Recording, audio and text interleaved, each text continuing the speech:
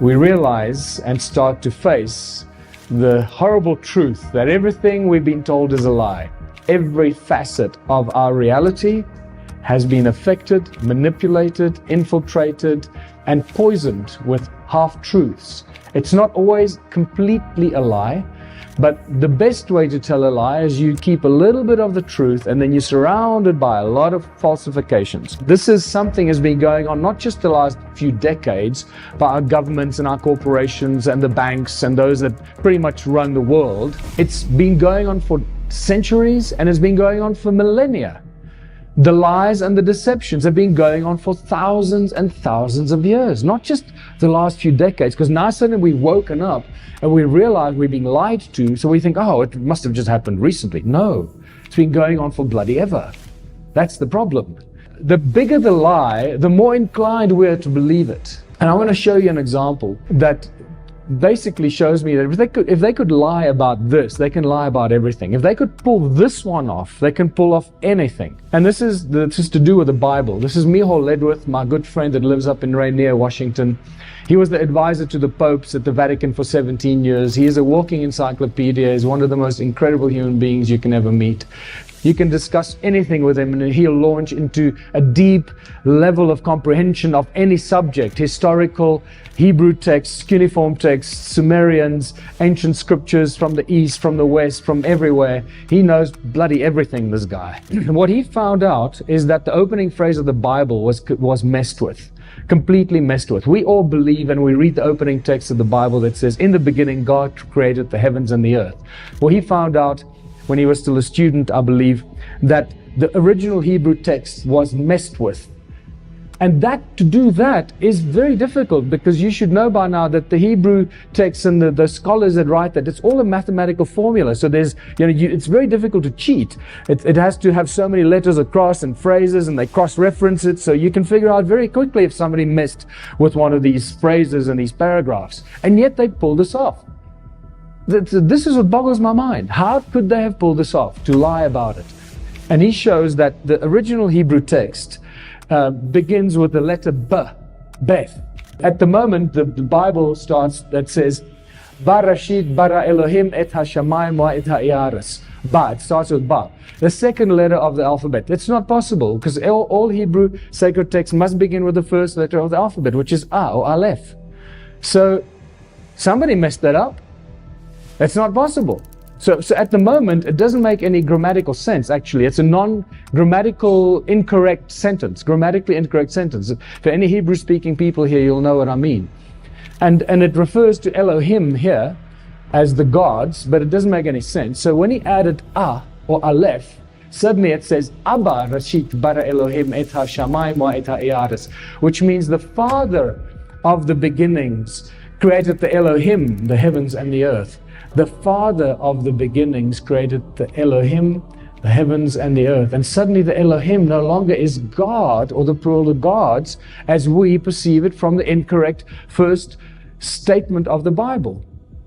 Now, if they could pull that off and lie to us about that, they can bloody pull off anything. There are three holy cows of our education system that I love to talk about. And these three holy cows that many people find untouchable are that we evolved out of apes. Nothing can travel faster than the speed of light, and energy cannot be created or destroyed. It can only be converted from one form to another. Now, if you mention these in any kind of scientific debate with professors and very clever people from universities, they'll all sit and nod and argue, yes, absolutely, that's how it is. All bull, absolute lies. The theory of evolution remains a theory of evolution. There is no scientific evidence ever shown that we evolved out of apes. It's all bogus that was put into our history books to remove us from a creator or any kind of creation process or the possibility of being created by other ETs or any such activity. So the theory of evolution is all part of the long line of lies and misinformation and deception that goes back thousands of years. It's not something that started recently. Right?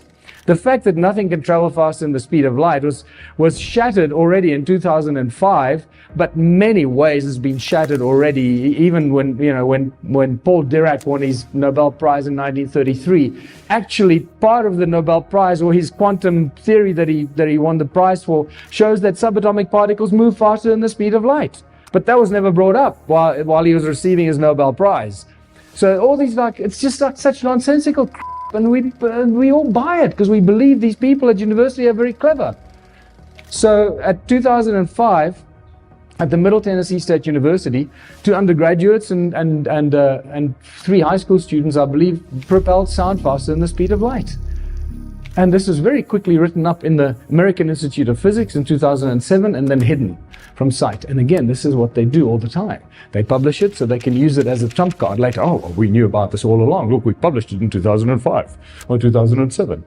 And they hide it because they don't want people to know that you can propel sound faster than the speed of light. Of course you can. Why? Because sound is the source of all things. Sound is the creative source of everything, including light. We cannot create or destroy energy. Energy can just be converted from one to another. And then the next breath, they tell us that we all come from the Big Bang. There was nothing, and then suddenly everything is here. So hold on, so I thought you can't create energy. So what happened here? Oh, no, but the energy was already there. It was just in a very, very, very tiny infinitesimal point called a singularity. So it was always there. That's how they get away with the that you can't create or destroy energy. I believe that this is all part of the agenda to keep us dumbed down and manipulated. If you look at the photographs from NASA, if you can believe them, of these spectacular pictures of nebulae and these nebulae, the Horse Nebulae and the Eagle Nebulae and all this nebulae and the Eye Nebulae and all this, and they tell us that there are trillions of stars being born every second. Okay, wow.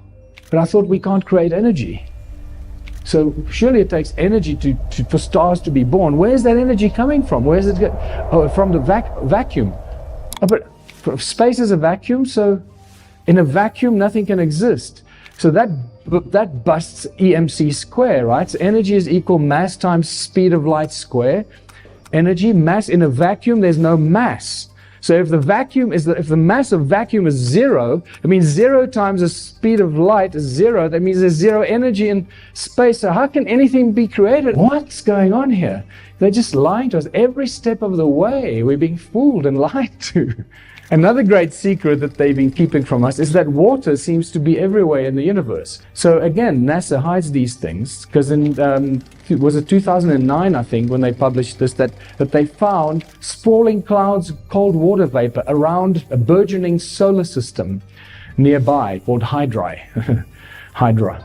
Yeah. The water vapor could eventually deliver oceans to the dry planets that are forming in that solar system. So they're just telling us that there's actually water out there, but they've actually been telling us that there's water all around our whole solar system, isn't it?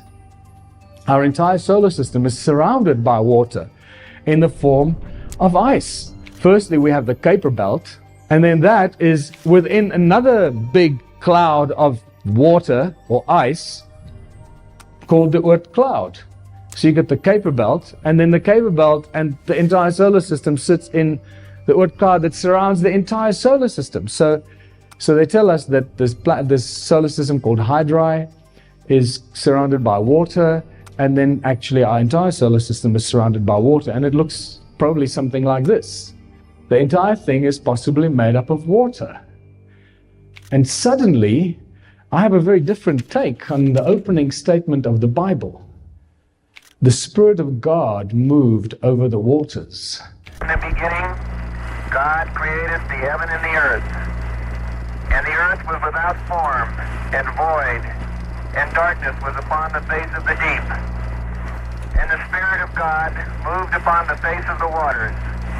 And God said, "Let there be light." And there was light. I could never understand that. What does that mean? How come there's water and nothing has been created? He hasn't even said, "Let there be light," and yet there's already water. So suddenly Scripture takes on a very different kind of meaning to me. And is it possible that all of space or that water is the stuff that holds the universe together? If the Spirit of God moved across the waters. So what is it that we look at when you look up at the night sky? But through all the lies and deceptions, there is one common denominator that remains the source of all things.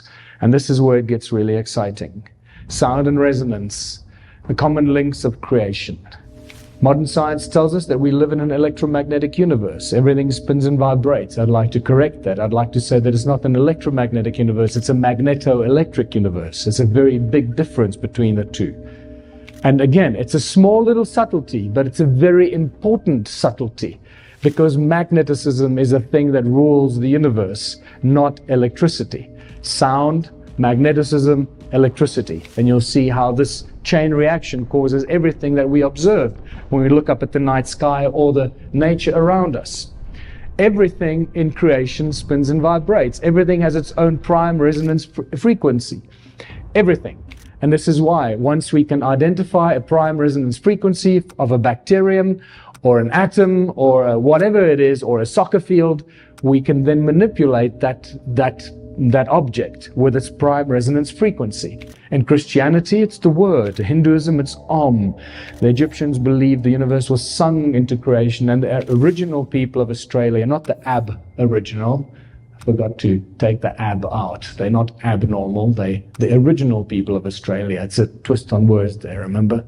Keep that in mind. So it's the original people of Australia believed that the world was created with 3 sacred songs. And then we have the phenomenal similarities between the 6 days of creation in Christianity and the word that created everything, the 6 aspects of Om, and the 6 aspects of the all-seeing eye of Horus. And you start seeing the connections between all these ancient cultures and the creation stories.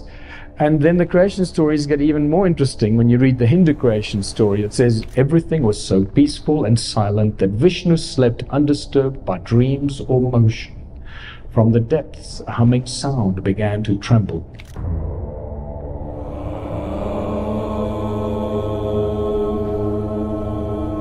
It grew and spread, filling the emptiness and throbbing with energy.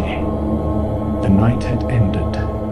Vishnu awoke. That's just a little more dramatic version of saying God said, let there be light. Sound is the source of all creation. Sound and resonance is responsible for everything. It is the breath of the Creator, the prime resonance frequency, and the source code for everything in creation, including our DNA. This is from Dan Winter's brilliant documentaries and work on the DNA and sound and resonance. I would recommend you check out Dan Winter's work on that as well. How cymatics and sound helps to form and shape our DNA and the structure of our DNA based on the cymatics. And that word cymatics, it comes from Hans Jenny in the 50s and 60s, the brilliant work that he did and showed us how sound and resonance is responsible for everything in creation. By now you should know that sound manifests physical form, and this is the most basic example. Every frequency has its own specific shape, a prime resonance frequency. Are you only looking at a 2-dimensional representation of a 3-dimensional effect?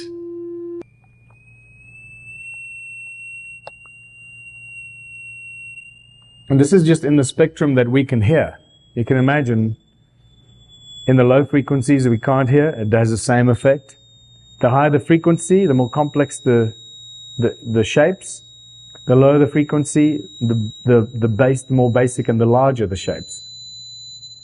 Okay, so the original people of Australia have a creation story that says time began when the supernatural beings awoke and broke through the surface of the earth. So imagine the surface of the earth being something like this, that metal plate being the surface of the earth, and the supernatural beings broke through the surface of the earth, and they created the surface of the earth with 3 sacred songs. This is from Hans Jenny's brilliant video, Cymatics. This is powder on a metal plate. It's not a liquid or a jelly, it's powder. You can see landscapes being formed here over extended periods of time. Mountains can form, valleys, volcanoes, all to do with the sound of the earth coming out of the earth. And some of these pictures, the images of this CymaScope images, tell us that it was these sounds, the images of the sound, that actually inspired religious symbols. That beautiful cross in a circle at the center of some of these cymatic photographs give us a very clear indication that the creators of the religious symbols knew exactly what they were talking about, that the source of creation is sound itself. And that takes us to what sound does. Sound pretty much does everything you can imagine because it's a source of creation. Ancient civilizations understood sound and frequency, and they used it for everything. They used it as a tool, and they also used it to control and manipulate humanity. This is nothing new. We know by now that the pineal gland is pretty much what represents the all-seeing eye of Horus.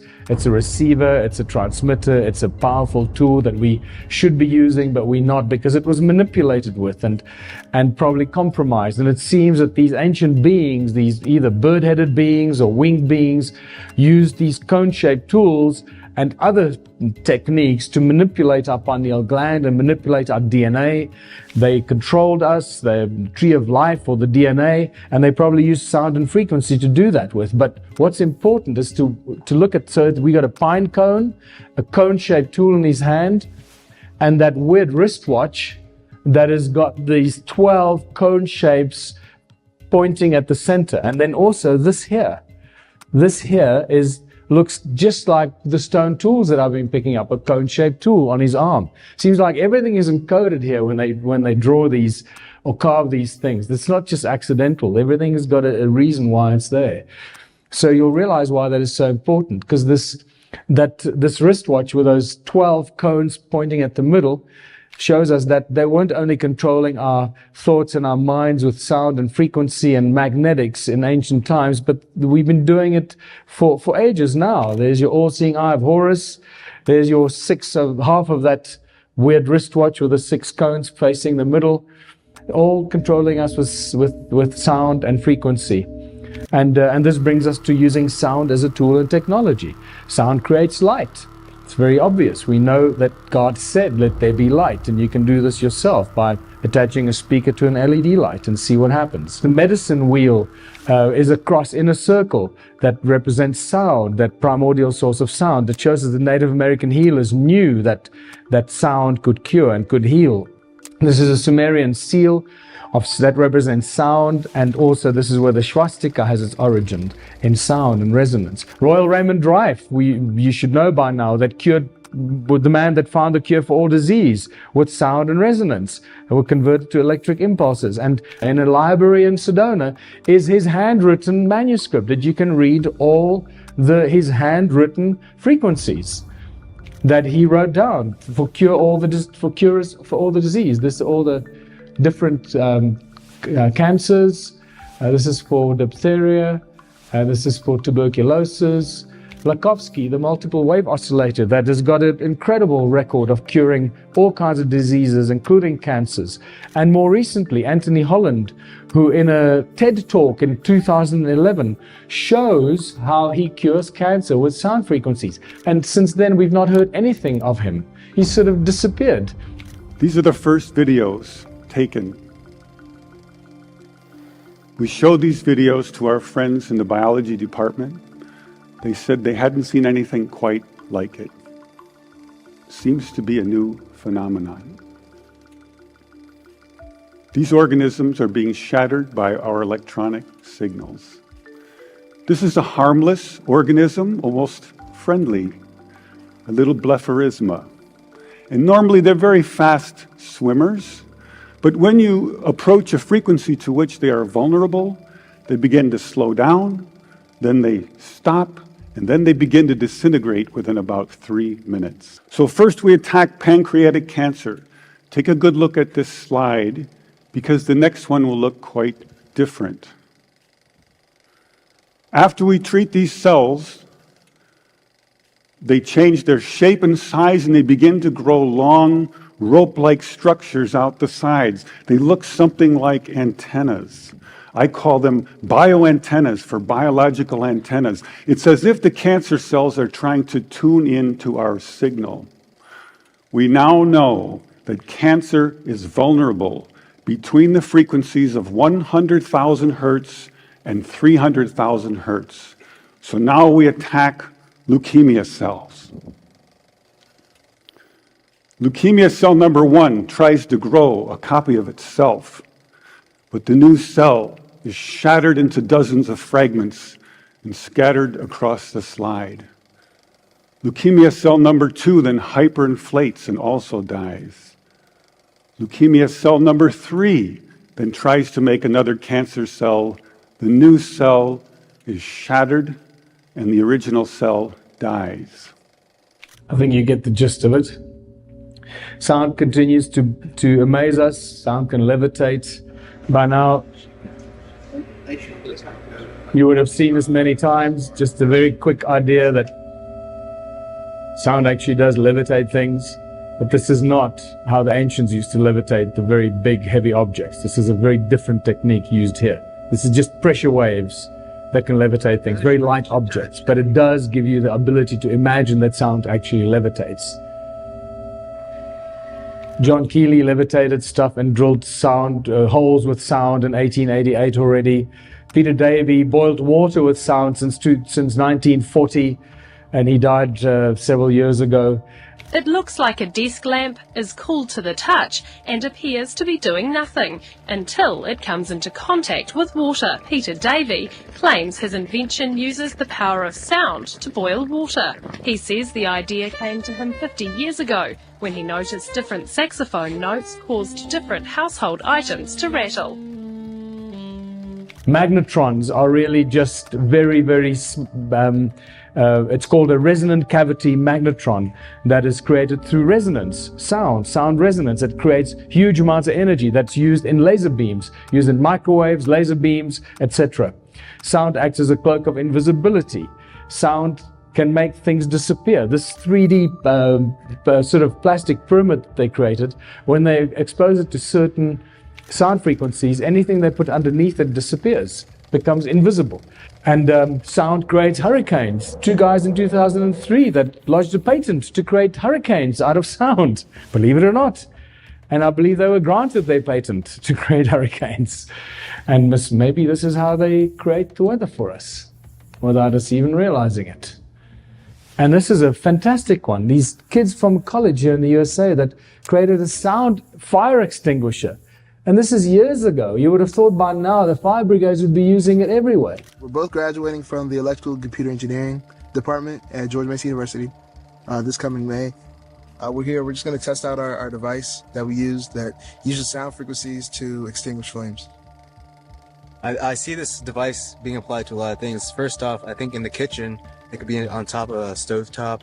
But eventually, I'd like to see this applied to maybe swarm robotics, where it'd be attached to a drone, and that would be applied to forest fires or even building fires where you wouldn't want to sacrifice human life. Professor Brian Mark really stepped in to help us. Just gave us a lot of support. I think as a whole, engineering is really just finding solutions finding simple solutions to complicated problems. Sound creates volcanoes. Imagine, the earth is ringing like a bell all the time. So these frequencies keep coming out of the earth all the time. What do you think creates the volcanoes?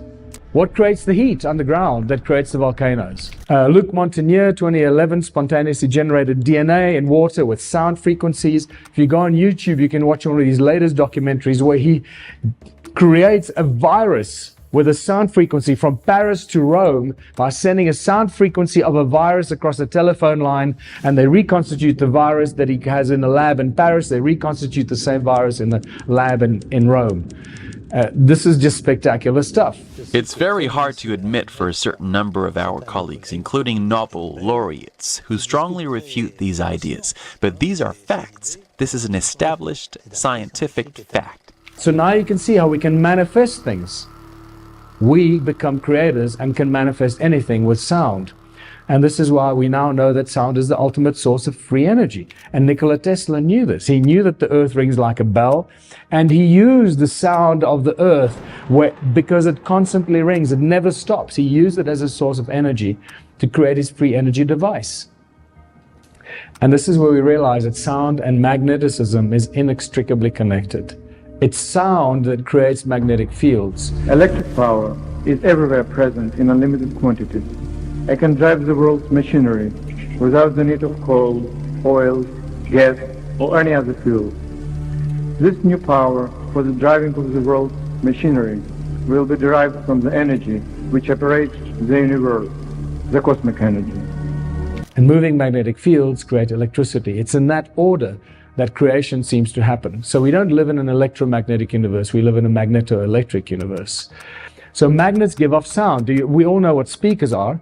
So there you go, you got electricity, it comes out of a plug, it runs down a wire, it goes into a speaker, a magnet, the magnet reacts, and the magnet makes the air move and creates sound. And the reverse is possible as well. It works one way and it works the other way. And this is where we start getting into the real understanding of some of the masters. And no matter how I look at it, how much research I do, I keep coming back to one guy that stands head and shoulders above all other researchers and inventors of, I don't know, for how many centuries. And that guy's name is Nikola Tesla. By now, if you don't know him yet, I suggest you go and do some research into this guy's work. He says, if you want to find out the secrets of the universe, think in terms of energy, frequency, and vibration. That's exactly what I've been sharing with you here. Here is a picture of an electron. There's a picture taken about a decade ago. They tell us that this is a light beam or electron riding a light beam. Can you see a particle anywhere in this picture? No, there's no particle. They're resonant waves, and yet they tell us it's an electron. Can you see how we get brainwashed? So this is what Nikola Tesla has to say about the electron from an interview in 1928. On the whole subject of matter, in fact, Dr. Tesla holds the view that are startlingly original. He disagrees with the concept of atomic theory of matter and does not believe in the existence of an electron as pictured by science. This is a shock to the system. And you start seeing an agenda being developed here, an agenda being developed by mainstream universities, the mainstream scientific fraternity, under the guidance of those that are trying to lie to us and make us believe things that are not so. This is what Einstein has to say about the electrons. In the theoretical treatment of these electrons, we are faced with the difficulty that electrodynamic theory itself is unable to give an account of their nature. For since electrical masses constituting the electron would necessarily be scattered under the influence of their mutual repulsion unless there are forces of another kind operating between them, the nature of which has hitherto remained obscure to us. So he says, he doesn't quite understand how electrons come into being. And Ed Leeds-Kalnin, there's another guy that we should pay attention to. Ed Leeds-Kalnin is the guy that built Coral Castle in southern Florida. And he built Coral Castle with cone-shaped tools, with no ropes and pulleys. Big giant stones that weigh up to 30 tons on his own. And he tells us that millions of people all over the world are being fooled by the non-existing electron. And he has a lot more to say about this. And you start seeing that scientists and inventors and researchers over the last 200 years have been vehemently opposed to this whole concept of an electron and the atomic structure that has been forced down our throats and through all our educational institutions that we just take for granted and we accept because we believe the guys that teach us this to be smart and they're not lying to us. We just accept the stuff. The torus electron model, this is what an electron actually looks like. It's just a resonance field. Much brilliant work has been done by many brilliant researchers and scientists. Electromagnetic models and formulas have been thrown together that are consistent with the toroidal shape of an electron. An electron is simply a coherent resonance in a toroidal field. That's all it is. It's not a particle. It is a resonance toroidal field, a resonating toroidal field. The same with the atomic structure. The atom is a toroidal field. It's not the atomic structure that we've been shown by science throughout our schooling careers. This is probably a lot closer to what an atom looks like. Here's a picture of a molecular torus of the carbon monoxide molecule. And you start seeing how the toroidal shapes appear everywhere. Everything is sound and magneticism, and this is really important. What most people don't know is, remember, sound, God said, let there be light. So it's sound, moving sound. Sound manifests as toroidal fields. Those moving toroidal fields create magnetic fields, which are toroidal fields as well. And moving magnetic fields create electricity. That's the sequence of events. But this tells us that because sound creates magnetic fields, it means everything must be magnetic in some sort. And in some sort of way. And if it's not, there's a very specific reason why it's not magnetic. So here's an example.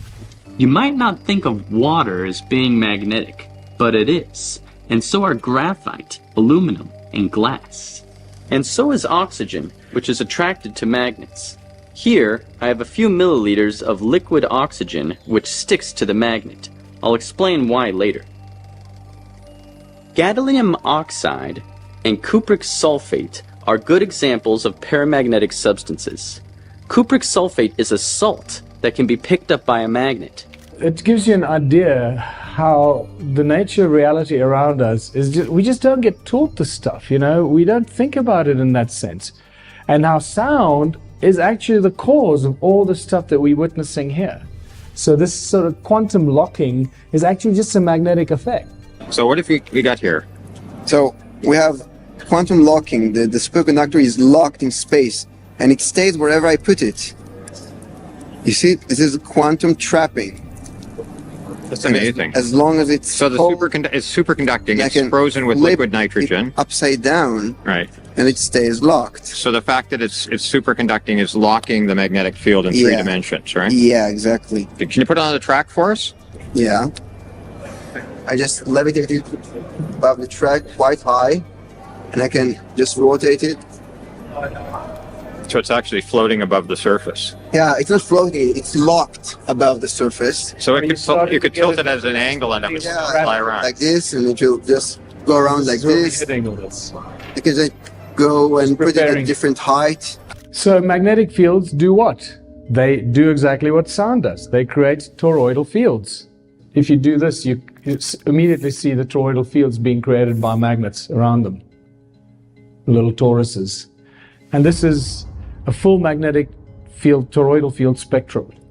It's both positive and negative on both sides. There is no positive and negative in magnetic fields. This is where we've been incorrectly taught. It's actually just one field that work in opposite directions. It's centripetal forces that work against each other and oppose each other. And the complete toroidal field, like the toroidal magnetic field like this, has a both positive and a negative on both sides. So it both pushes and pulls from both sides. That's a complete magnetic toroid. It's not north on the one and south on the other. That's an incomplete magnetic field.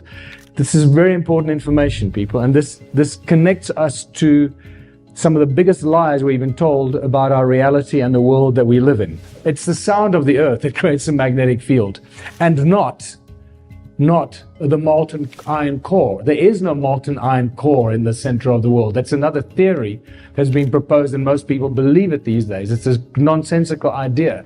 It's a sound of the earth that creates the magnetic fields around us. By now you should know that sound is the cause of everything, and especially magnetic fields. The problem with our world is that the Earth magnetic model is a half a magnetic model. It's north at the top and south at the bottom. That's not a complete magnetic field. And as far as I'm concerned, it's impossible for an Earth-like object to be in a complete magnetic field like the toroidal shape of our solar system and be an incomplete magnetic field itself. Can you see why I would say that? It doesn't make any sense. Our Earth is a half a magnetic field, an incomplete magnetic field, floating around in a complete magnetic field called our solar system. It would correct itself and over billions of years become a balanced toroidal magnetic field. How that would affect the shape of the Earth, I don't know. I'm going to let you figure that out. But this is what a complete and balanced toroidal magnetic field looks like. And what it does, it has an accretion disk in the middle. There you can see that yellow accretion disk. That's the center of the magnetic field. Whichever way you turn it, it's the same. As above, so below. we start to understand some of these basic fundamentals of creation, all coming from the breath of God, the breath of the Creator, the words that we utter. Everything that we say and create has the same effect, creating these complete, perfect magnetic fields. This is what the toroidal fields look like, or that are created by the sounds we make when we speak. And phenomenal research and work has been done to show us what the different toroidal shapes and fields look like of different letters and different sounds, especially vowels. And then as we speak, these toroidal fields that we manufacture and we create with our mouths, infinite forms, infinite shapes, infinite creativity that we manifest, actually become scalar waves and scalar technology that go into all of creation and permeate all of creation instantly.